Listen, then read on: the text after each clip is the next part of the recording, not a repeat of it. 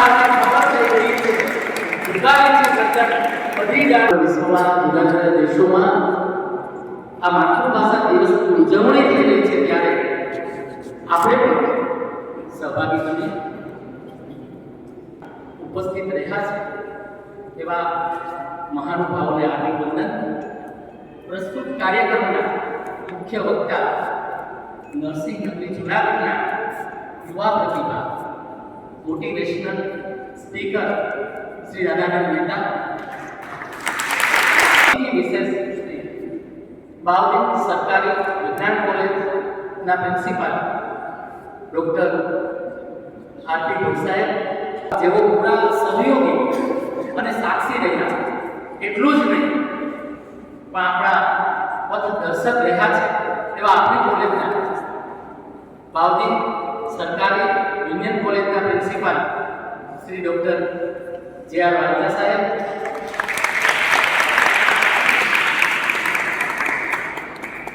તથા મંચસ્થ ભારતીય સાહેબ, પ્રભાત સાહેબ, મર્યાદા સાહેબ,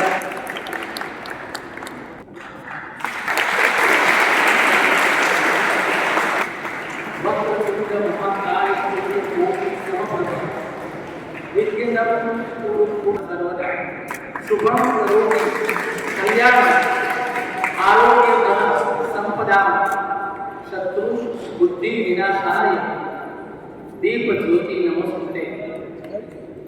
દીપક દેવના પ્રાગટ્યની સાક્ષીએ પરમ તત્વની પ્રાર્થના પણ કરી. એ આપણી ગરજ પણ છે અને ફરજ પણ છે.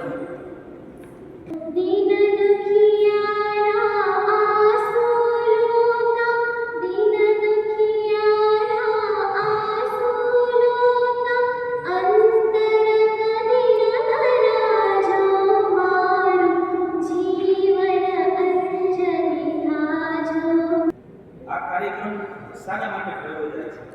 તો 1947માં ભારત દેશ આઝાદ થયો ત્યારે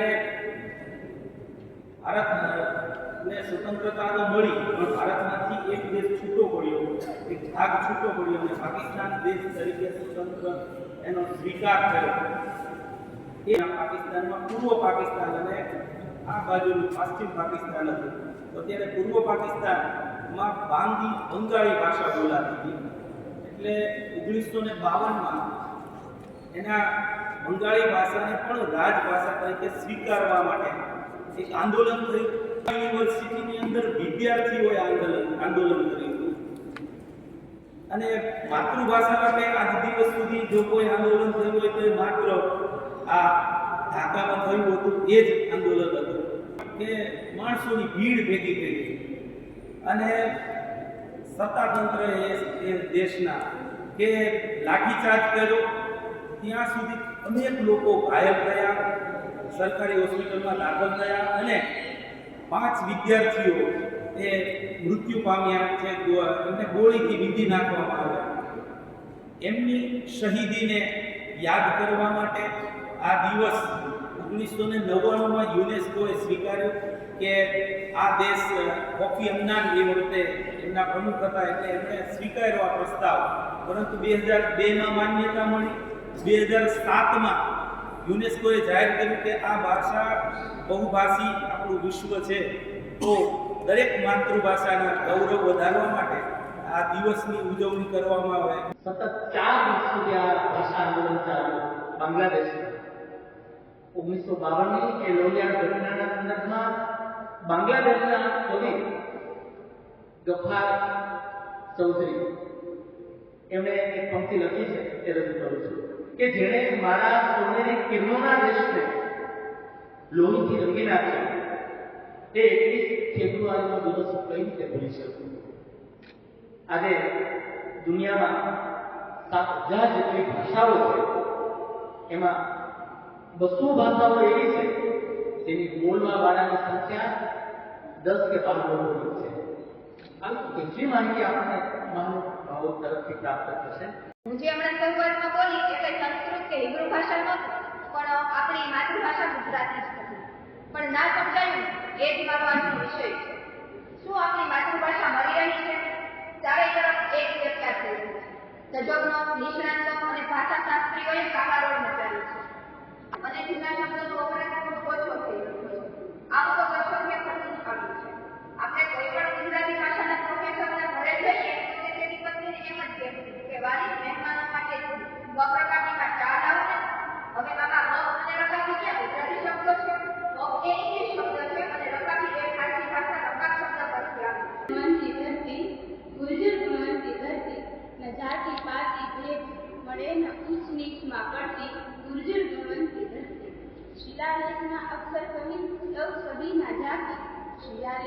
અક્ષર કવિ તૌ સભી ના જાકી ઈરાન છોડી આવી ચડેલી એક મૂંઝવણ આપી દૂધ કટોરે સાકર નાખી બેન દીધું તે રાખી દઈ આખો માનવતાની મહેક મટકી ભરતી ગુર્જર ગુરુ નરસિંહ પ્રેમાનંદની વૈષ્ણવજનની બહારી નર્મદનાના લાલને મેઘાણીમાં મહારી. ભાષા એટલે જન્મથી મળેલી ભાષા. મારો અને મારી માતૃભાષા વચ્ચેનો સંબંધ એટલો જ ઊંડો છે જેટલો મારો અને મારા વિચારોનો છે. જ્યારે બોલતા નહોતું આવડતું ત્યારે જે શબ્દો મારા કાને પડ્યા અને જેને મેં બોલવાનો પ્રયત્ન કર્યો એ છે મારી માતૃભાષા. મારા વિચારો, મારી અતિશય લાગણી અને દુઃખમાં સરી પડેલા શબ્દો એટલે મારી માતૃભાષા. માતૃભાષા તો વહાવી જ હોય, એમાં પણ ગુજરાતી ભાષા એટલે તો મીઠાશની ભાષા.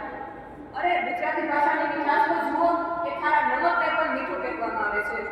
જતા હોય એને પણ આપણે આવજો કહીએ છીએ. તારી ભલી થાય એમ કહીને પણ એનું ભલું જ ઈચ્છીએ છીએ. ખરો છે તો બાકી એમ કહીને ખોટાને પણ ખરો જ કહીએ છીએ. અને આ છે આપણી માતૃભાષા. માતાજી ગુજરાતની ધરતી પથરીની માટી છે, એ માટીમાં મૂળજી મારા ભાષા મારી ગુજરાતી છે, ભાષા મારી ગુજરાતી છે. આપણે સાચવી જાણીએ આપણને સાચવતીએ, આપણે સાચવી જાણીએ આપણને સાચવતીએ. ધૂળ નથી છે ગુણ આપણો, ભાષા મારી ગુજરાતી છે, ભાષા મારી ગુજરાતી છે. અકાદમીને મારા અભિનંદન અને માતૃભાષા મહોત્સવ સહભાગી થનાર સૌ ખૂબ ખૂબ શુભકામનાઓ આપું છું. આવો આપણી માતૃભાષાને સંવર્ધિત કરવાનો સંકલ્પ લઈએ. આપણા સમૃદ્ધ સાહિત્ય સાંસ્કૃતિક વારસાને નવી પેઢી સુધી લઈ જવા માટે પ્રતિબદ્ધ બનીએ. આપણી ભવ્ય માતૃભાષા વિરાસત ગૌરવગાન કરીએ. ફરી એકવાર માતૃભાષા દિવસ સૌ ગુજરાતીઓને અનેક અનેક શુભકામનાઓ પાઠવું છું. ભારત માતા કી જય. વંદે માતરમ. જય જય. મુખ્ય વક્તા મોટિવેશનલ સ્પીકર શ્રી રાધાબેન મહેતાના વિનંતી કે આ ભાવો અને મીઠી માતૃભાષા ગુજરાતીને પ્રેરક વાતો કરી અને વિદ્યાર્થીઓને પ્રોત્સાહિત કરે. શ્રી રાધાબેન મહેતા. ભાષાના આદ્ય કવિ ભક્ત કવિ શ્રી નરસિંહ મહેતાની ભૂમિમાં અનેક સદીઓથી શિક્ષણ, સંસ્કાર, સાહિત્યના ધૂળો લખાવતી આ ભૂમિ અને એની યશકંઠી સમાન આ બૌદ્ધિક કોલેજને પોતાનો કર્મયોગ અર્પનાર દરેકે દરેક શિક્ષણવિદ, વાજા સાહેબ, ભટ્ટ સાહેબ, ઉપસ્થિત પ્રાધ્યાપકો, એ ધૂળની જેના તેજપુંજ તરીકે શ્રી ધૂમકેતુ, ઝવેરચંદ મેઘાણી કે ઋષિ કવિ રાજેન્દ્ર શુક્લ જેવા તેજપુંજ વિશ્વમાં ફેલાયા હોય,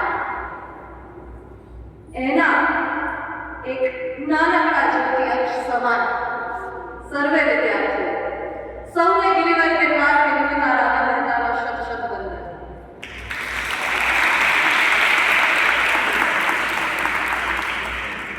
પ્રયત્નપૂર્વક જવું પડે, બાકી આપણને આ જ ધરામાંથી કોણ જાણે કેટલું સાહિત્ય મળે ને. કારણ કે આ જ ધરાના દાદ બાપુ એમ કહી જાય કે શબ્દ એક શોધો તો આખી સંહિતા નીકળે ને કૂવો એક ખોદો તો આખી સરિતા નીકળે. શબ્દ એક શોધો તો આખી સંહિતા નીકળે ને કૂવો એક ખોદો તો આખી સરિતા નીકળે. ખમીરાત છે આ ધરાની કે દત્ત હજુ ફૂંક મારે ને ધૂળા દખીતા નીકળે. ધૂળા દખીતા નીકળે એ ધરા ઉપર આપણી માતૃભાષાના ધૂળા કેટલા દખીતા છે, કેટલા ઝગમગે છે અને એના પર કેટલી રાખ જામી છે એની વાત કરવાનો અવસર આવે ને એ જ આપણા માટે થોડી ખેદની વાત છે. પ્રશ્ન છે મારો કે આપણા ઘરમાં કોઈ એક વ્યક્તિ ન કરે નારાયણ અને બીમાર છે અથવા આપણને એની તબિયતની ચિંતા છે, તો આપણે બાળકો સાથે ચર્ચાઓ કરીશું કે ઘરમાં અમારી માંડ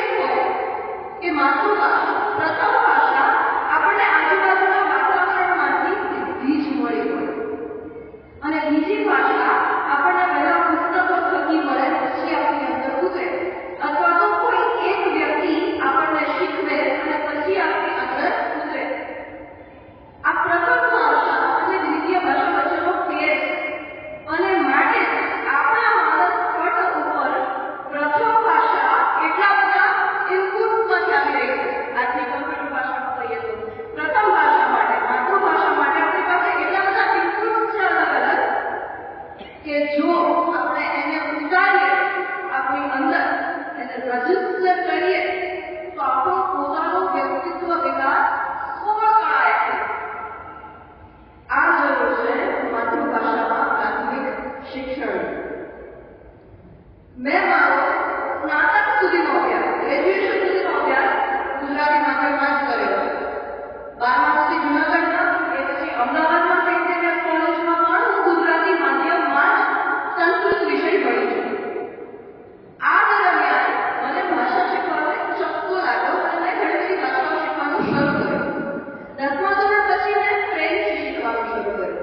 અમે જ્યારે ફ્રેન્ચ ભાષા માટે એડમિશન લેવા ગયા ને તો મારા મમ્મીને એ ચિંતા હતી કે રાધાનું ઇંગ્લિશ એટલું ફ્લુઅન્ટ નથી, જેટલું અસ્ખલિત ગુજરાતી બોલે છે એટલું અસ્ખલિત અંગ્રેજી નથી બોલી શકતી, તો ફ્રેન્ચ શીખી શકશે. અને ફ્રાન્સની એમ્બસીના ત્યાંના મંત્રાલયના જે સભ્ય હોય ભાષામાં એમણે એવું કહેલું કે તમારા બાળકોને, કોઈ પણ વ્યક્તિને, વિદ્યાર્થીને જો કોઈ એક ભાષા સ્પષ્ટપણે સુઘડ રીતે આવડતી હશે, કોઈ પણ એક ભાષા, તો એ માત્ર ફ્રેન્ચ ને બીજાની બીજી કોઈ પણ ભાષા શીખી શકશે.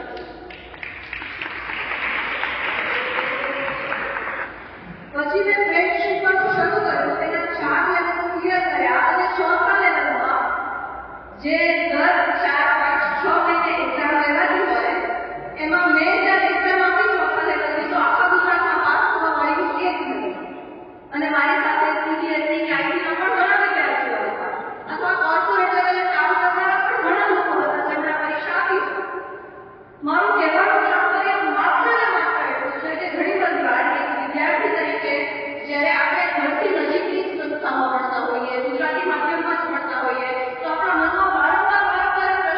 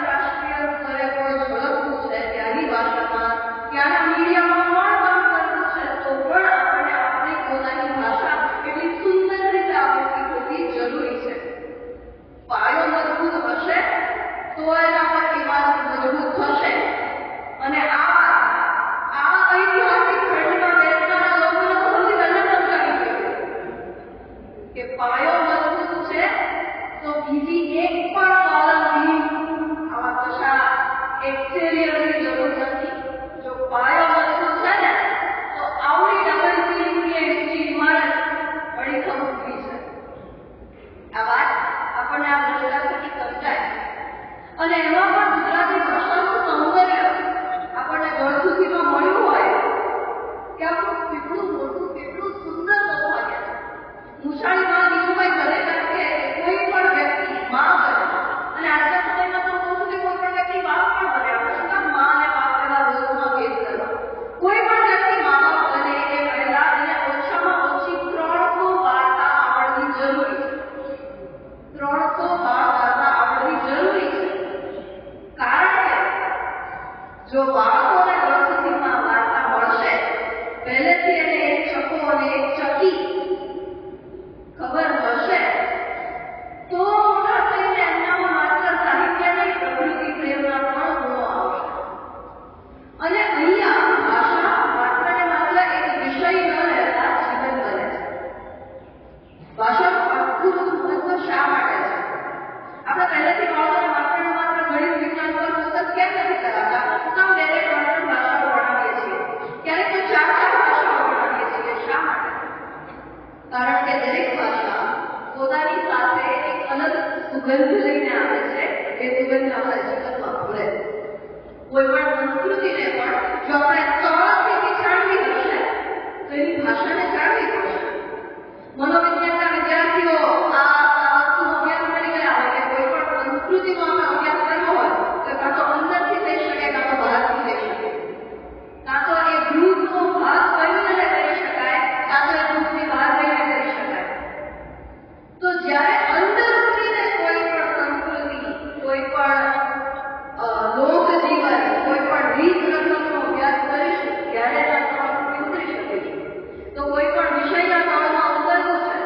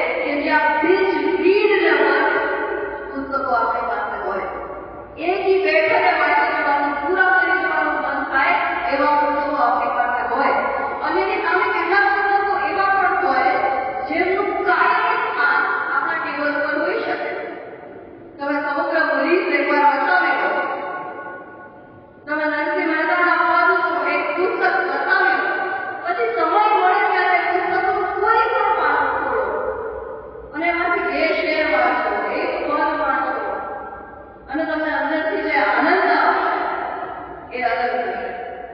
કારણ કે સંસ્કૃતમાં કહેવાય કે વાક્યમ રસાત્મક કાવ્યમ. કોઈ પણ વાક્ય જે રસાત્મક છે, જે વાંચીને અંદરથી મજા રસ મળે એ કાવ્ય છે, એ સાહિત્ય છે. જરૂરી નથી કે અહીંયા કાવ્ય એટલે માત્ર ને માત્ર પદ્ય હોય, કવિતા હોય. જે વાંચીને મજા આવે, જે વાંચીને આનંદ મળે એ બધું જ સાહિત્ય છે. તો હવે વિચાર કરો કે આપણી પાસે સાહિત્ય, કાવ્ય, આપણી પાસે કેટલો ખજાનો છે. આ ખજાનો ઈજુભાઈ ગલેગાની વાર્તાઓ કે પછી ભગોળ પટેલ કે પછી છગો મગો અને છેદ છગોના પરાક્રમોથી શરૂ થાય. આ મોટું બધું જેવા કેરેક્ટર્સ ઘણા પાછળથી આવ્યા હોય. આપણી પાસે હોય ચોટી ચતુર અને ઊંડા ચતુર, છકા અને વકાની જોડી કે જે આખો દિવસ ગોટાળા પાડે, છબરડા પાડે અને પછી રાત પડ્યામાંથી કઈ પોલ્યુશન ન મળે એટલે કે રાત છે આપણા બાપની, ભાગી જઈશું. અને પછી એમને ક્યાંથી સોલ્યુશન જડી આવે, એમને ક્યાંથી ઉકેલ જડી આવે એમની સમસ્યા. અથવા તો અડધો લડકો, અડુકીઓ લડુકીઓ જેવા બે ભાઈઓ કે જે ઘરમાંથી પીરવવાના રોડકા લઈને નીકળી પડે કે આપણે ત્યાં તોફાની સફર હોય. અહીંયાથી શરૂ થાય એવો વાર્તો ક્યાં જઈને ફેલાય છે, ક્યાં જઈને અટકે છે એવું નથી કહેતી, ક્યાં જઈને ફેલાય છે એ અલગ અલગ શાખાઓમાં વિભાજિત થતો જાય. એમાંની કોઈક શાખાઓ પર ગુજરાતી ભાષાના આદ્યકવિ નરસિંહ મહેતાના પ્રભાતિયા એમના પદ જેવા રત્નો મળે કે જે આપણને આપણા વેદ, પુરાણ, ઉપનિષદ કે પછી નવનિકાઓ આ બધાનો અર્થ આપણી પોતાની ભાષામાં આપે. આ તત્વજ્ઞાનથી શરૂ કરી અને આપણને મળે ગરીબ, ઘાયલ, શૂન્ય, આ બધા જેવા શાયર કે જેમની શાયરી તમે વાંચો ને તો તમને ક્યારેય ઇન્સ્ટાગ્રામ પર ક્યારેય ઇન્ટરનેટમાં શોધવા જવાની જરૂર નહીં પડે. આપણે સર્ચ કરતા હોઈએ ને યુનિક કેપ્શન ફોર ફોટો, મને ખબર છે તમે બતાવો. આવા પુસ્તકો વાંચ્યા હશે ને તો તમારા મગજમાં કેપ્શન રહી જશે, શેર રહી જશે કે તે શેર માટે તમે ફોટો શોધતા હશો કે આ શેર માટે કાંઈ થાય ને એવો ફોટો આવે છે.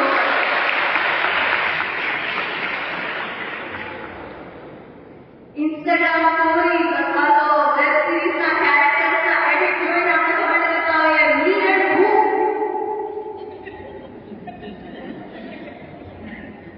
આ મી એન્ડ હુ મરીન સાહેબ તમે વાંચો તો વાંચતા એનાથી માળા ઉડી થઈ જાય એટલી બધી વાત એવું પડે. મરીન સાહેબ તો ખબર નહીં ગુજરાતી ભાષામાં મારા એટલા બધા ગમતા કવિ સાહિત્યકાર છે કે બોલીવુડ બધું પાછળથી કહે છે કે મેં મર ગઈ તો મુझे जीना आया है. મરીન સાહેબ એને પહેલા કહી ગયા કે જીવન મરણ છે એક બહુભાગ્યવંત છું. જીવન મરણ છે એક બહુભાગ્યવંત છું, તાળી ઉપર મરું છું તેથી હું જીવંત છું.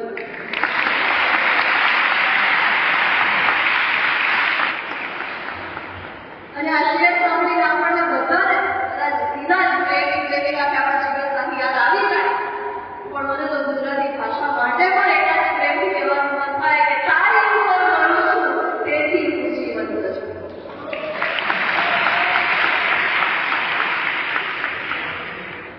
અને આ ભાષાના ખોળે માથું મૂકનાર કવિઓ અને લેખકો, નર્મદ જેવા સાહિત્યકારો જેમણે ભાષાના ખોળે પોતાનું માથું મૂક્યું એ લોકો થકી આ ભાષા જીવતી છે. આ જ ભાષા ફેલાઈને કોઈ એક દિશામાં જાય તો આપણને ગદ્ય સાહિત્યનું પણ એટલું સુંદર સ્વરૂપ મળે જેમાં લલિત નિબંધો એટલા સુંદર હોય, જેમાં ફિક્શન અને નોન ફિક્શન, કાલ્પનિક કથાઓ અને વાસ્તવ કથાઓ બંને એટલા સરસ હોય. વાસ્તવની કથાઓમાં કલ્પનાના રંગ ભરેલા સાહિત્ય પણ એટલા સુંદર હોય અને આપણને હજી દાખલદારી વીજળી જેવા પુસ્તકો મળે કે જે કથા વાસ્તવિક હોય પણ એમાં રંગ કલ્પનાના પણ ભળ્યા હોય. આ જ ભાષામાં આપણને શિષ્ટ સાહિત્ય, શિષ્ટ ગુજરાતી, જેને અત્યારે આપણે ભદ્ર ગુજરાતી કહીએ છીએ, એ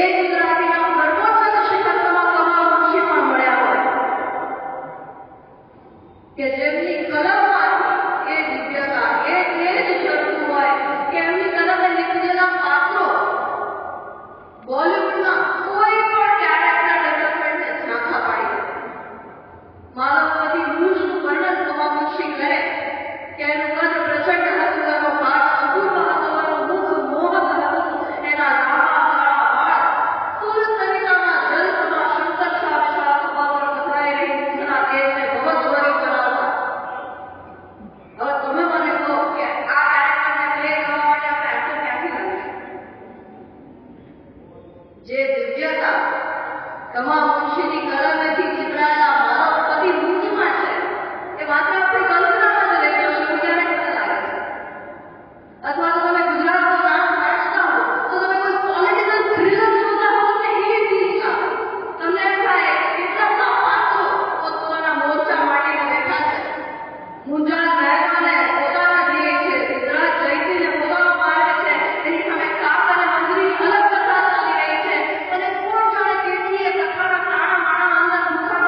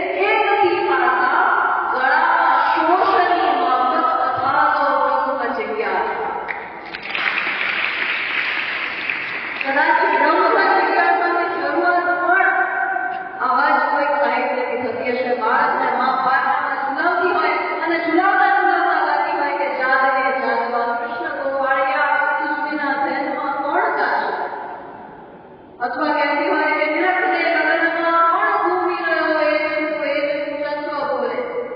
ત્યારે બાળકને ખબર નથી કે પોતે જે શબ્દો સાંભળે છે એ માત્ર પદ પ્રભાવ્યના નથી, એ શ્રુતિ સ્મૃતિ વેદાંત ઉપનિષદના છે. ત્યારે મોટું થાય, જ્યારે સાહિત્યની સરિતામાં ઊંડું ઉતરે ત્યારે એને એમ થાય કે આ સરિતા જે દરિયાને લઈને મળે છે, હવે દરિયાનો સાગ લેવો છે અને આ દરિયામાં એક કામ કરવાનું શરૂ કરો એટલે આપણે બધા જ મીઠાની ટુકડી, એક મીઠાની ટુકડી એને એમ થાય કે દરિયાનું તળિયું જઈને મારું તો એ શક્ય છે. જેમ જેમ ઉતરતી જશે એમ એમાં ઓગળતી જશે. મીઠાની ટુકડીનું સ્વરૂપ અને દરિયાનું સ્વરૂપ એક થતા જ જશે અને એક ક્ષણ એવી આવશે કે મીઠાની ટુકડી દરિયો બની ગઈ હશે, એનું કોઈ જ અલગ અસ્તિત્વ નહીં હોય. બાળપણથી આપણે માતૃભાષામાં જે સાહિત્ય, જે શબ્દો, જે વાતો સાંભળીએ છીએ ને એ છબછબિયા છે. જ્યારે આપણે શિક્ષણમાં પ્રવેશ કરીએ, ઉચ્ચ શિક્ષણ સુધી જઈએ ત્યારે નાના નાના ઝરણા અને નદી છે અને પછી એ નદીના કોઈ એક ખાડામાં નાસીને એમ થાય કે હવે દરિયાની સફરે નીકળવું છે. ત્યારે સાહિત્યકાર બને અને એ સાહિત્યકારમાંથી કોઈ એકને એમ થાય કે હવે તો અધ્યાત્મની ડૂબકી પણ લગાડવી છે. ત્યારે આપણને એવા લોકો મળે કે જે નામના સાહિત્યકાર હોય પણ એમની આધ્યાત્મિક કક્ષા ઉન્નત હોય. આપણે એમને ભક્ત કવિ કહેવા પડે અથવા તો આજના સમયમાં પણ આપણે જેમના દ્રષ્ટાંત લઈ શકીએ એવા શ્રી મકરંદ દવે જેવા રત્નો આપણને મળે જેમને આપણે ઓળખીએ છીએ માત્ર ને માત્ર એક સાહિત્યકાર તરીકે, પણ એમની આધ્યાત્મિક ચેતનાનો એ ત્રાસનો કદાચ આપણને અંદાજ નહીં હોય.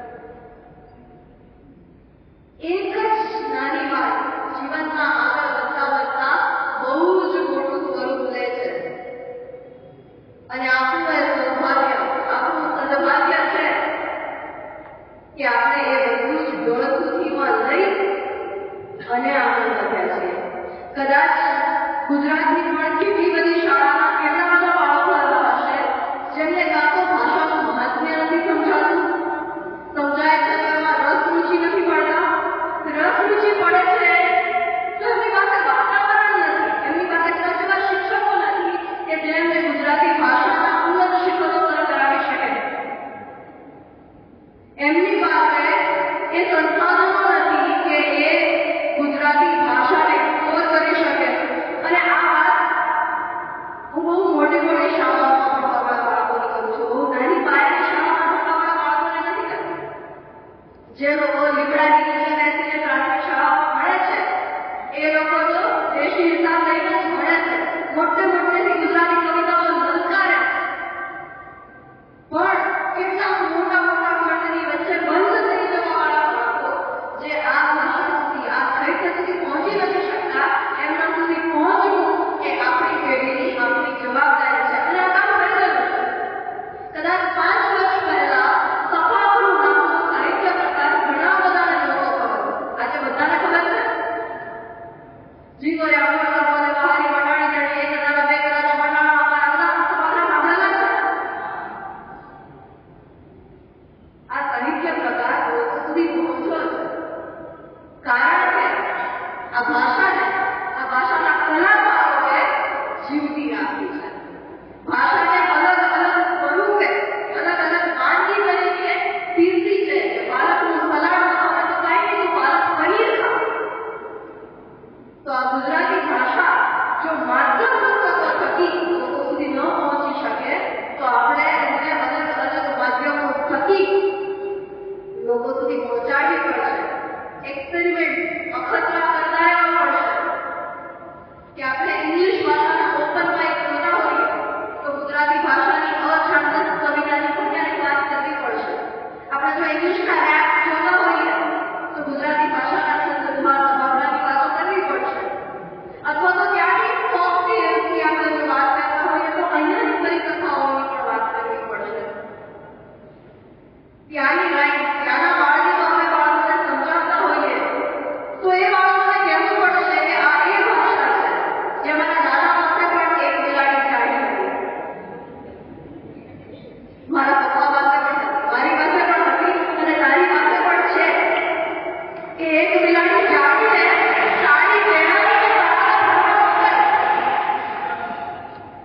એ આપણી ભાષાના બાળકોને આપણે કહેવું પડશે. ભાષાને જીવતી રાખવાની જવાબદારી આપણી છે. એના રંગોને તબકતા જીવતા અને રંગોને પણ મહેકતા રાખવાની જવાબદારી આપણી છે. બહુ સમજી વિચારીને હું આ શબ્દ બોલું છું. રંગ મહેકતા ન હોય, રંગને સુગંધ ન હોય, પણ ભાષાના રંગોને આપણા શબ્દ સ્પર્શ રૂપ રંગ ગંધ બધા જ થકી જાણવા પડશે. ભાષાને મહેકતી પણ રાખવી પડશે, ભાષાને ધબકતી પણ રાખવી પડશે, ભાષાને જીવતી રાખવી પડશે. અને માટે આજના સમયના યુથ સાથે કનેક્ટ થઈ શકે એવા સૌમ્ય જોશી જેવા કવિ એમ કહી જતા હોય કે અસલ ગુજરાતી રંગારા રાહ પર ફાટી રંગારા. આ ગીત જ્યારે આવ્યું ત્યારે કે ફાલ્ગુની પાઠ જેવા લેખકના કંઠેથી નીકળે ત્યારે આપણે એના પર વાયુનો બહુ સરસ કરીએ છીએ, પણ એના શબ્દો ઉપર પણ ક્યારેક ધ્યાન આપીએ કે એ લોકો કહે છે કે આ રંગોને રાખો ધબકતાને રહેતા, આ રંગોને જીલો ઉમેરાને રહેતા, આ રંગોથી જાદવ જગાડે છે મહેતા, આ રંગોથી જાદવ જગાડે છે મહેતા. તાળીયા ખાવા છે પણ એકવાર પોતાની ભાષામાં હું પાડી દો એ આવશે. એની સાક્ષી આ ભાષા અને આ ગણિતના રંગ છે.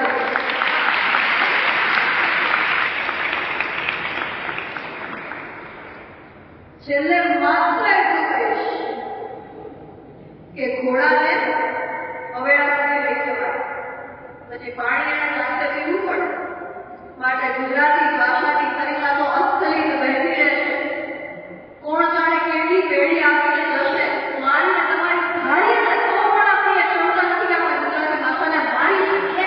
આ ભાષાનું અમૃત છે, આ ભાષા જીવતી છે, જીવતી રહેવાની છે. કદાચ પોતાના ભેટ થોડા બદલશે, કદાચ એના ઉચ્ચારણમાં થોડો ફેર આવશે, કદાચ એના ભેદમાં થોડું પરિવર્તન આવશે, પણ આ ભાષાની સાહિત્ય સરિતા રહેશે. એમાંથી આપણી તરફને છીપાવતા રહેવી અને વધારે તરફને જન્માવતા રહેવી એ આપણા ઉપર છે, આપણું ચિત્ત છે અને ભાષા તરીકે ચૈતન્ય છે. ત્યારે બસ એટલું કહેવાનું કે આ ચૈતન્યમાં વિરાટતા રૂપ છે. બ્રહ્મ લટકા કરે બ્રહ્મ માતે. વંદે માતરમ.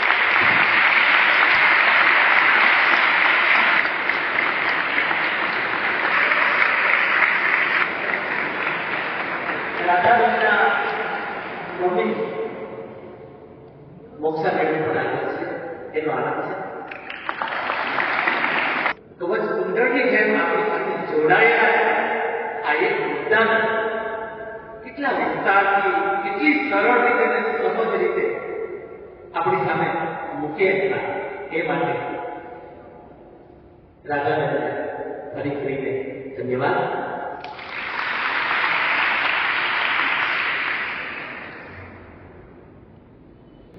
આ સંસ્થાના આપણા બાવદી સરકારી વિજ્ઞાન કોલેજના પ્રિન્સિપાલ શ્રી જે આ સદસ્યને વિનંતી કે તેઓ પ્રાસંગિક ઉદ્બોધન કરે. પ્રોગ્રામ જે આયોજિત થયો છે એ ગુજરાત સાહિત્ય અકાદમી ગાંધીનગર અને આપણી બાઉદીન સરકારી વિજ્ઞાન કોલેજના સંયુક્ત ઉપક્રમે વિશ્વ માતૃભાષા દિવસનું જે આયોજન થયું છે એમાં આપણી વચ્ચે ઉપસ્થિત આજના વક્તા એવા રાધાબેન મહેતા અને આજના જે કાર્યક્રમના મુખ્ય અતિથિ અધ્યક્ષ એવા ભજીની સંસ્થા આપણી બાઉદીન સાયન્સ કોલેજના પ્રિન્સિપાલ આદરણીય ડૉક્ટર ભટ્ટ સાહેબ, પૂર્વ પ્રિન્સિપાલ બારેસા સાહેબ, રાધાબેનના મમ્મી સાથે આવી એટલે મોક્ષાબેન, પત્રકાર ભાઈઓ, સ્ટાફ મિત્રો અને વાલા વિદ્યાર્થીઓ, વિશ્વ માતૃભાષા દિવસ નિમિત્તે આજે આપણે બધા ભેગા થયા અને રાધાને સાંભળી લીધા પછી એવું લાગે કે મારે સ્કૂલ બાજુ લાગતું નથી, કેમ કે રાધાને સાંભળી લીધા પછી મારું સાંભળવું તમને ના ગમે એવું પણ એ ગંભીર ભાષાની જે વાત કરી છે એમાંથી આપણે બહાર આવીને થોડીક મજાકની વાત કરી ભાષા સાથે જોડાયેલી છે, જે અનુભવો થયા છે મારે એની થોડી વાત કરી છે. રાધાએ તેનો પરિચય આપણે સાહેબે જાણી શક્યાનો પરિચય આપ્યો હતો કે પીએચડી અમદાવાદમાં એમઆઈટી પુનામાં પીએચડી અત્યારે આપણી યુનિવર્સિટીમાં કરે છે. થોડી એક વાત કરીએ ને, અંશની ઘણી બધી વાત કરી શકાય, તેના વખાણ કરીએ એટલે ઓછા. પણ જે કર્ણાટકમાં જ્યારે ઇન્ટરનેશનલ કોન્ફરન્સ હતો અને ત્યારે પેપર જે પ્રેઝન્ટેશન થયું અને ઓલ ઇન્ડિયામાં પણ પ્રસારિત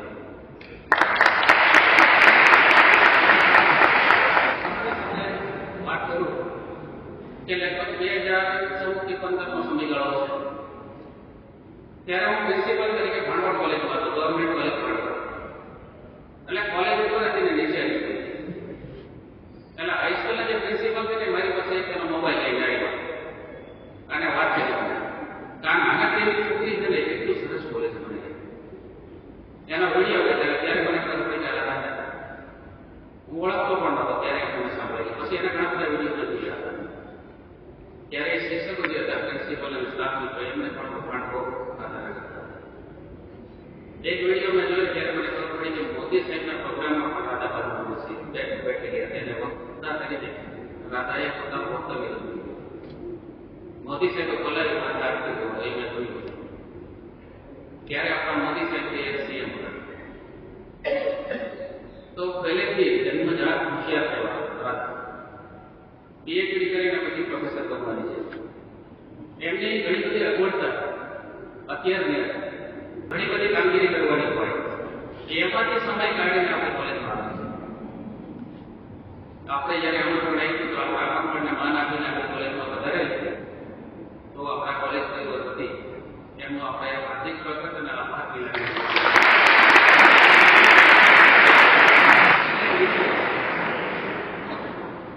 વટસાઈડને પણ જ્યારે મેં ફોન કર્યો કે સાહેબ બહારના કોઈ વ્યક્તિને આપણે બોલાવવા નથી, તમારા ગાઈડન્સની મદદ. બીજી એક વાત કરી કે વટસાઈડ અમારા સિનિયર પ્રિન્સિપલ એટલે જ્યારે કંઈ પણ મુશ્કેલી હોય ત્યારે અમે સાહેબને ફોન કરતા હોય એને સલાહ લેતા હોય. આજે મને એવું થયું કે સાહેબને આપણે વિદ્યાર્થીને આશીર્વાદ આપે એ નિમિત્તે આપણે સાહેબને વાત કરી. સાહેબનો સમય તો નહીં બોલે અને સાહેબ પણ 9 વાગે આવી ગયા. તો સાહેબ જે આપણી કોલેજમાં જે પ્રોગ્રામમાં હાજર રહ્યા છે એમનો પણ એમનું હાર્દિક સ્વાગત માતા તરફથી મળી ગયું છે. અને માતા જ્યારે આપણને નાનું બાળક નથી જ્યારે પપ્પા પગલી આપણે કરાવે છે શબ્દ શીખવાડે છે માતા તરફથી મળેલી ભાષા. માતૃભાષા પણ મન સાથે જોડાયેલી અને પર ભાષા પણ મદદ સાથે જોડાયેલી. વિચારીને જ્યારે બોલીએ ને ત્યારે પર ભાષા અને દુઃખથી જ્યારે બોલીએ ને માતૃભાષા. ઘણા બધા એવા શબ્દ છે કે દિન પ્રતિદિન આપણે ભૂલતા જઈએ. ડામ લખ્યો અને ટોકલો અને એવા બધા શબ્દ હોય કે મોતું અને એના ઇંગ્લિશ શબ્દ ભળે છે કે નથી મળતા. અને ઘણા આપણા અંગ્રેજીની દેશ છે કે અમુક શબ્દ એવા છે કે એને અપનાવી લીધા છે આપણે આપણી ભાષામાં, ગુજરાતી ભાષામાં. ટિકિટ શબ્દ હોય કે ગુજરાતી ના પડે છે. ટિકિટ ગુજરાતી નથી. મૂલ્ય પત્રિકા આપણે બોલતા હોઈએ પણ મૂલ્ય પત્રિકા કોઈ બોલતું નથી, ટિકિટ જ બોલે. આપણે મૂલ્ય પત્રિકાની વાત કરીએ, બસમાં બેઠા હોય કંડક્ટરને એમ કે એક મૂલ્ય પત્રિકા એને ખબર પડવાની છે. એ શબ્દ આપણે અંગ્રેજી શબ્દને જ આપણે અપનાવતા હોઈએ. ઘણા બધા શબ્દ એવા છે જે મારા વિસ્તારની વાત કરે તો એરિયા વાઇઝ છે એનો અર્થ બદલાઈ જતો હોય. એરિયા વાઇઝ કેવી રીતે અર્થ બદલાતો હોય એટલે અમારે ત્યાં કોડીના વિસ્તારની વાત કરું છું. રાહી શબ્દ છે ને એક બોલાય છે કે રાહી એટલે કોઈ વ્યક્તિ સીધો સાદો વ્યક્તિ હોય, સિમ્પલ વ્યક્તિ હોય તો એને રાહી કહેવામાં આવે. સીધો સાદો માણસ એટલે મારા માઇન્ડમાં ફસાઈ ગયો હતો કે સીધો સાદો માણસ હોય ને એને રાહી કહેવાય. સર્વિસ મળી ધારીમાં મને ધારી ગયો અને ત્યાં રાહી શબ્દ મેં કીધું પહેલા પાઇસું ત્યાં ઉલટો અર્થ થતો હતો. રાહી એટલે માથાભારી વ્યક્તિ હોય એને રાહી તરીકે ભાષાની કેવી કરામત છે. અને ડિક્શનરી લઈને બેસીને આપણે જોવા તો રાહી એટલે રામ ચાલનાર જે વ્યક્તિ હોય એને રાહી. રસ્તા ઉપર જનાર હોય, મુસાફર હોય એને રાહી. બીજો એક શબ્દ અમારા કોડીનામાં એવું બોલાતો હતો કે સાટર એટલે પાણીનો ગ્લાસ આપવામાં આવે પૂરેપૂરો ભરેલો હોય ને એટલે ફૂલ ભરેલો હોય. સાટર એટલે કે સાટર ભરેલો. મને એવું થયું કે શબ્દ વળી ક્યાંથી આવ્યો છે સાટર. ડિક્શનરી લઈને ઇંગ્લિશની ડિક્શનરી બધું જોયું ક્યાંય શબ્દ પણ શબ્દ ક્યાંથી આવી ગયો ખબર નહીં કઈ. તમને ખબર હશે કે અમદાવાદમાં આપણે જઈએ તો યસ છે, હા છે, આપણે તેને ત્યાં હોહો બોલે. કોઈ પણ વાત હોહો. એટલે થોડીક વાત મારે કરવી છે કે એક યુરોપિયન ફરવા માટે ત્યાં આવે, સીધી શેરી જાળી છે, એટલે એને જોવાનું મન થાય એટલે પૂછ્યા વગર અંદર નહીં, એટલે ઇંગ્લિશમાં બોલે કે એ દેશ a city state જાળી. એટલે પેલો જે ગામડાનો જે માણસ હોય કે હોહો, ત્યાં આપણે યસ આ માટે એ હોહો બોલે અમદાવાદના, કેમ કે અમદાવાદમાં 100 વર્ષમાં સર્વિસ કરી છે એટલા માટે વાત કરું. બીજાને પૂછે, બીજો પણ જવાબ એવો આપે હોહો. ત્રીજાને પૂછે, એમ લગભગ 5 વ્યક્તિને પૂછે, પછી એની ડિક્શનરીમાં હોહો શબ્દ જોવા મળે છે, પેલા યુરોપિયન ડિક્શનરીમાં. એને ખબર ના પડે. પછી એક સારો એક વ્યક્તિ આવ્યો તો તેને પૂછ્યું કે એમ એજ્યુકેટેડ હોય એવું લાગ્યું. એને એમ કીધું એ દેશ સીધી સેફ જાણે તો કે યસ.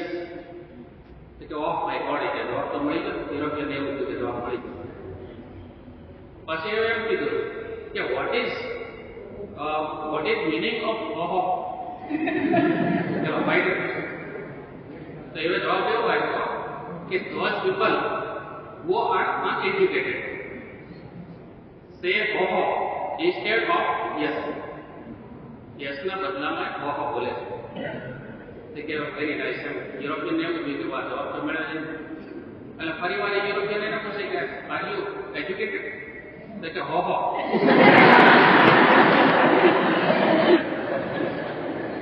બરાબર. એટલે મારો જવાબ એ છે કે આપણો જે લેખો છે ગુજરાતી ભાષા ગમે તેટલું ઇંગ્લિશ આવડતું હોય છતાં આપણો લેખો આવી જવો. બીજી વાત એ કરું કે જ્યારે આપણે રસ્તામાં જતા હોઈએ કૂતરો પાછળ પડ્યા, આપણે બહુ ઇંગ્લિશ મીડિયમમાં ભણેલા હોઈએ, ઇંગ્લિશ આવડતું જ હોય, પૂરેપૂરું આવડતું હોય ઇંગ્લિશ, એમાં આપણે ઇંગ્લિશ બોલતા હોઈએ. કૂતરો જ્યારે પાછળ દોડે ત્યારે શબ્દ મોટામાંથી કાઢે એવો શબ્દ શીખી જાય. એમ આપણે બોલીએ કે ડોન્ટ બાઇટ મી, તો એ ડોન્ટ બાઇટ મી બોલો ને તમે તો પીટી પકડી લે. સારું છે, ખબર પડે કૂતરાને પણ કે હળગે એટલે અટકી જાય, કૂતરો પણ સમજે. એટલે ખરેખર અમુક શબ્દોની જે મજા છે ને એ મજા ખરેખર શબ્દોનો પ્રયોગ કરવો. હમણાં મારે જવાનું થયું તમિલનાડુમાં ગયું. એટલે એ પેલા એક પ્રોગ્રામ હતો ને શંકરશ્રીએ મને નોડલ ઓફિસર તરીકે કીધું આપણે સૌરાષ્ટ્ર તમિલ સંગમમ પ્રોગ્રામ.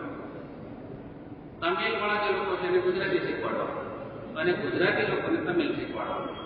હવે તમિલ સાઉન્ડ એની આપણને થોડું ઘણું શીખી લીધું. વડક તમને એવા શબ્દ જે હતા નંટ્રે, બરાબર, રોમ રોમ નંટ્રે એવા શબ્દ થોડાક શીખી લીધા હતા. એટલે પછી તમિલ જવાનું શરૂ કરે. તો મને એવું થયું કે ત્યાં તમિલ અને ઇંગ્લિશ બે જ લેંગ્વેજ જાણે એ લોકો. બાકીની હિન્દી કે ગુજરાતી, હિન્દી પણ આવડે નહીં એ લોકોને દરેક. એટલે થોડું ઇંગ્લિશ બોલવું પડે. તમિલ આવડે ને મને એવું છે કે તમિલ થોડુંક તો મને આવડે. એટલે ચા પીવાની હતી એટલે એની ત્યાં ગયો મેં ચાની વાત તંદીર કહેવાય ચાને તમિલ. તે એને તમિલ ભાષામાં થોડી મેં વાત કરી, ચાની માગણી કરી. તો મને કે આપ हिंदी में बोलिए.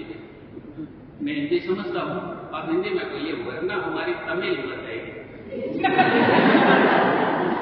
એટલે આપણું ઉચ્ચારણ બરાબર ના હોય, આપણે જેમ તેમ બોલ્યા હોય તો એ રીતે એમને વાત કરી. એક બીજી વાત કરી દઉં. કાલે તમે આમ સિરિયસ થઈ ગયા ને એટલે મને એવું થયું કે થોડું હસાવી ગયા એટલા માટે વાત કરું કે તમિલનાડુમાં એક ભાઈ આપણે ગુજરાતમાં આવે અને ગામડામાં આવે અને ગામડાના સરપંચ એને ગુજરાતી જોઈ કંઈ આવડે નહીં. એટલે બેઠા હોય ને એનો જે સભ્ય વગેરે કોઈ હશે હોય કે પછી એનો નોકર હશે એ પગ સમજી કરે. એટલે પેલા ભાઈ તમિલવાળા જે ભાઈ આવ્યા ને એટલે એને પૂછ્યું કે હાવ આર યુ. પેલા ઇંગ્લિશ આવડે ને એટલે જવાબ આપ્યો નહીં સરપંચ. પાછો એની ભાષામાં બોલો કે એંગે એપડી ઇરકીંગે. તમિલમાં, હા તમિલ છે. એંગે એપડી ઇરકીંગે એટલે કે તમે કેમ છો એમ તમિલમાં. પહેલા કે તમિલ પણ આવડતું નતું એટલે કઈ જવાબ આપ્યો નહીં સરપંચ. આપ કેસે હો, હિન્દીમાં પછી એને આવડતું હતું, હિન્દી બોલ્યો આપ કેસે હો. હોય હિન્દી પણ આવડતું હતું એટલે કઈ જવાબ ના આપ્યો. એટલે પેલો નિરાશ થઈને તમિલનાડુનો જે વ્યક્તિ હતો ને પાછો બાજુમાં પગચંપી કરવા વાળો વ્યક્તિ હતો ને એવે સરપંચને કીધું કે સાહેબ કે આપણે એક ભાષા શીખવાની જરૂર હતી. તો સરપંચ એવો જવાબ આપ્યો કે એને 3 ભાષા આવડતી હતી, શું કરી લીધું? 3 ભાષા આવડતી હતી. એટલે એક ભાષા આપણે શીખીએ, પણ એ ભાષા એવા પ્રકારની હોવી જોઈએ કે આપણને પૂરેપૂરી આવડવી જોઈએ. નહીં તો શું થાય, ગુજરાતી ભાષાની જગ્યાએ ઇંગ્લિશ થઈ જાય. ગુજરાતી અને ઇંગ્લિશ કરીને આપણે બોલતા હોઈએ. ઘણી વાર કોઈને પૂછીએ ને કે આ જગ્યાએ અમદાવાદમાં આ જગ્યાએ જવાનું છે, પછી સામેવાળો વ્યક્તિ જવાબ આપે કે આ જગ્યાએ ક્યાં આવેલી છે? તો એમ કહે છે કે તમે સ્ટ્રેટ સીધા જાઓ, ત્યાં ગોળ સર્કલ આવશે, ત્યાં થાંભલો એક હશે, વળેલો લાઈટ હશે, પછી આગળ તમે જશો એટલે લીલા કલરનું ગ્રીન બોર્ડ આવશે અને એની બાજુમાં ઘર છે. બરાબર ને? ઉદ્દેશ આપણે કરી દઈએ એટલે ખરેખર આપણે જે ભાષા આપણે હોય એ ભાષા પૂરેપૂરી અનુસાર કરવી જોઈએ. આજના દિવસે આપણે એની ઘણી બધી વાત થઈ શકે એવી છે કે આપણે ઘણી વાર ઇંગ્લિશ બોલતા હોઈએ ને, આઈ એમ રેડી ગો ટુ કોલેજ. બરાબર, આઈ એમ રેડી ગો ટુ કોલેજ. તો કેવા આને ઇંગ્લિશ આવડે છે, પણ આપણે ઇંગ્લિશનો શબ્દ ભૂલી જઈએ તો આઈ એમ તૈયાર ગો ટુ કોલેજ. ઇંગ્લિશ આવડતું નથી આપણા માઇન્ડમાં, આને ઇંગ્લિશ આવડતું નથી, તૈયાર બોલે રેડી શબ્દ આવડતું. પછી આપણે એમ બોલતા હોઈએ કે હું કોલેજ જવા માટે તૈયાર છું, ગુજરાતીમાં એમ બોલી આવું તેમ કોલેજ જવા માટે તૈયાર છું. પછી એમાં એવું લાગે આપણે કે ઇંગ્લિશ શબ્દ ઉમેરી જાય કે હું કોલેજ જવા માટે રેડી છું. તો રેડી શબ્દ આપણે એને અપનાવી લઈએ. આપણી માનસિકતા કેવી રીતે હોતો તમે કે ગુજરાતી ભાષાના વાક્યમાં ઇંગ્લિશ શબ્દ આવે તો એને અપનાવી લઈએ આપણે, અને ઇંગ્લિશ સેન્ટેન્સ જ્યારે બોલતા હોય ત્યારે ગુજરાતી શબ્દ આવે તો એને અપનાવતા નથી. આપણી ભાષાની રીતે આપણે કરીએ. એટલે ખરેખર આપણી માતૃભાષામાં આપણી લાગણી વ્યક્ત થતી હોય, આપણા વિચારો વ્યક્ત થતા હોય. આજના શુભ દિવસે કેમ કે તમે થાકી ગયા હતો એટલે મને એવું લાગ્યું કે થોડી મજા કરાવીએ બીજી વાતો કરવાની. તો આજે આપણે વચ્ચે સમય ફાળવી અને ભટસાઈ અને બેન હતા એ જે પધારેલા છે પરિવાર એમનું હાર્દિક સ્વાગત કરીએ.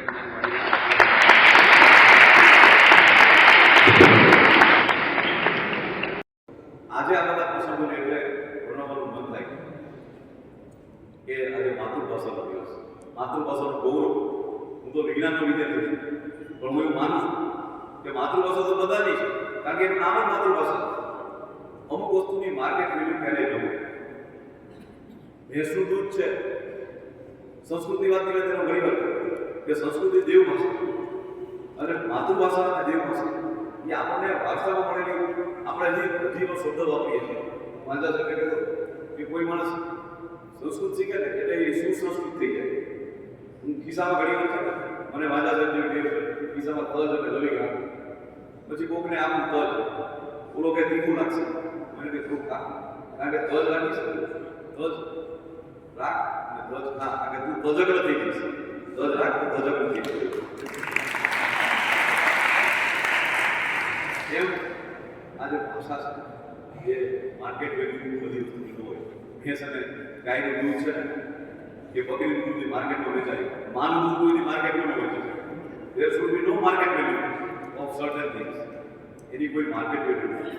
એ આપણે આપણા જીવનમાં ગુજરાતીનો માણસ હોય ગુજરાત દરેક હોય ગુજરાતી કે કંઈ વસ્તુ ખબર ન હોય તો એનીથી વધારે મોટી વાત કોઈ નથી. એને ગુજરાતી સાહિત્યની ભલે બધું ડિટેલ ખબર હોય પણ એને એટલી ખબર હોવી જોઈએ કે સૌરાષ્ટ્રની રસદાર શું છે. આજે હું તમને બહુ મારો 15 વર્ષથી ત્યારથી મોબાઈલ લીધો ત્યારથી મારો લિંક કસુંબીનો રંગ છે. એટલે મને બધા લોકો પૂછે છે કે સાહેબ આર્ટ્સમાં તો પ્રિન્સિપલ છો કે સાયન્સના છો?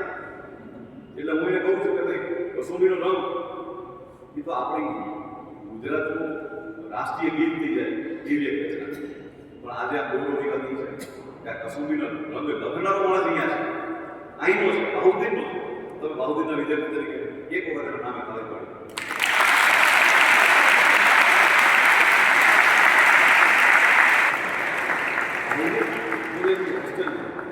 કે જ્યાં રહેતા હતા એનું નામ હતું ત્યારે બાહુદ્દીન રેસિડેન્સી. એના 24 નંબરના રૂમમાં એ રહેતા હતા. અને મહેન્દ્રસિંહ પરમાર ભાવનગરના, તખ્તસિંહજી પરમારના ગુજરાતી વારસદાર કહી શકાય એવા અને હાલમાં ગુજરાતી સાહિત્ય ભવનના વડા પણ છે. એમણે એ બધું કલેક્શન કર્યું. ક્યારેક આપણે આવશે આપણે વાંચશું. અને આપણા જૂનાગઢના કવિ દાદે આ વાતને કીધું છે કે નક્કી દૈવત જેવું કશું છે આ ભૂમિમાં કે વાવો મહાભારત અને ગીતા નીકળે અને હજુ કંઈક ધબકે છે રામ લક્ષ્મણની રેખા કે રાવણો જ્યાંથી ગીતા બીતા નીકળે છે. આ વ્યાસ અને વાલ્મીકીના ખંડેરો છે. આ વ્યાસ અને વાલ્મીકીના ખંડેરો કે જરાક કોતરો અને કવિતા નીકળે. અહીં જરાક આની વિશે તો જેટલી વાતો કહીએ એટલી ઓછી છે. મને જૂનાગઢની રાજેન્દ્ર શુક્લની રચના બહુ ગમે છે, એને હું જરાક લેવા માંગુ છું કે પુકારો ગમે તે સ્વરે હું મળી શકું. કોઈ પણ સ્વરે મને પુકારશો હું તમને કહીશ. પુકારો ગમે તે સ્વરે હું મળી શકીશ અને સમયના કોઈ પણ સ્તરે હું મળી શકીશ. હતો હું સુદર્શન સરોવર ચલો છું અને હવે કુંડ દામોદરે મળી શકે. આખી કવિતા નથી લખી પણ આની અંદર દર્શીને પણ ભણ્યો કે વળી યાદ આવું તો કેદારો ગાજો, વળી યાદ આવું તો કેદારો ગાજો, અંદરથી આવીને તને હું મળી શકે. અને જૂનાગઢની સાથે જોડાયેલી વસ્તુ છે એટલે એને ખરેખર પોતે માણસ ખોવાઈ ગયેલો માણસ પાછો ક્યારે પોતાને મળશે એની આ વાત છે. એટલે એમણે કીધું કે જ્યારે પરિક્રમા પૂરી થશે ત્યારે હું કહ્યું પરિક્રમાના બે અર્થ છે. એક ભૌતિક પરિક્રમા છે જ્યારે ગિરનારની ફરતે કરીએ અને આપણે ત્યાં એવું કહેવાય છે કે 84 લાખ યોનિમાં જીવ જ્યાંથી શરૂ કર્યો ત્યાં ફરી પાછો આવે ને ત્યારે ઈશ્વરને સમર્પિત થાય છે. એટલે મને જ શોધવામાં છું હું ખોવાયો, રાજેન્દ્ર શુક્લ લખે મને જ શોધવામાં છું હું ખોવાયો, પતે પરિક્રમા આવીને મળી શકે. અને જૂનાગઢ તને તો ખબર છે, જૂનાગઢ તને તો ખબર છે, અહીં હરે અહીં હર જરે જાગરે કાકરે મળી છે. ઉપાડો હવે કાર્યક્રમના અંતિમ ક્ષણો તરફ જઈ રહ્યા છીએ. આપણે જાણીએ છીએ કે દરેક ક્ષણ આપણા માટે તીર્થ ક્ષણ બની છે, ક્યારે ભૂલી નહીં શકાય.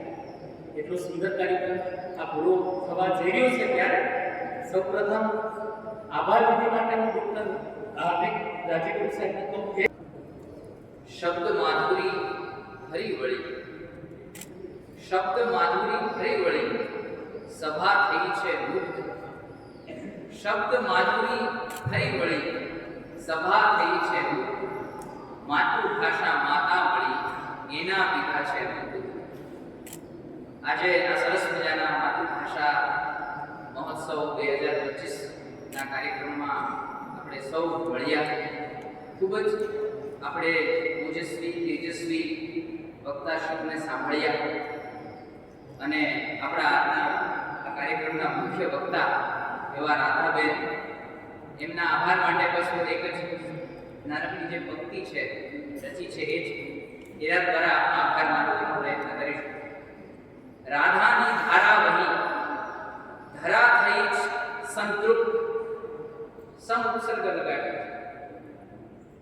રાધા નાટ્ય સંસ્કૃતના જ છાત્રા પણ છે તો એ સમજી શકશે કે સમ ઉપસર્ગનો શું મહત્વ છે. રાધાની ધારા વહી, ધરા થઈ સંતૃપ્ત, પણ મન કહે છાને ખૂણે, હજી હું છું અતૃપ્ત. પણ મન કહે આ સાથે સાથે આપણી વચ્ચે આપણી બાજુની જે કોલેજ છે બૌદ્ધિક વિજ્ઞાન કોલેજ, એમના આચાર્ય શ્રી આરપી ભટ્ટ સાહેબ પણ ઉપસ્થિત હતા. એ છે સાયન્સના, પણ જ્યારે રાજેન્દ્ર શુક્લની વાત કરતા હોય કે પછી કદાચ એમના જે ફેવરેટ કવિ છે રંતેજવી એમની વાત કરતા હોય, એમની મુખેથી જ્યારે શાયરીઓના શેર સાંભળીએ તો એમ લાગે કે કોઈ સાહિત્યના કોઈ મરમગ્ન આપણી સામે પોતાની વાત પ્રસ્તુત કરી રહ્યા છે. તો એવા ભટ્ટ સાહેબે પણ એ માટે આપણા આની આચાર્યશ્રી તથા તમામ સિનિયર પ્રાધ્યાપકશ્રીઓ, મંચસ્થ ઉપસ્થિત છાત્રો અને આ કાર્યક્રમના સંયોજક અને સંચાલક એવા જાની સાહેબ અને કોરડિયા સાહેબ, તમામનો ખૂબ ખૂબ આભાર કે આ કાર્યક્રમનું આજે આ સરસ મજાનું આયોજન થયું. બદલ સમગ્ર બાઉદ્દીન પરિવાર વતી ઉપસ્થિત તમામનો આભાર માની અને મારી વાણીને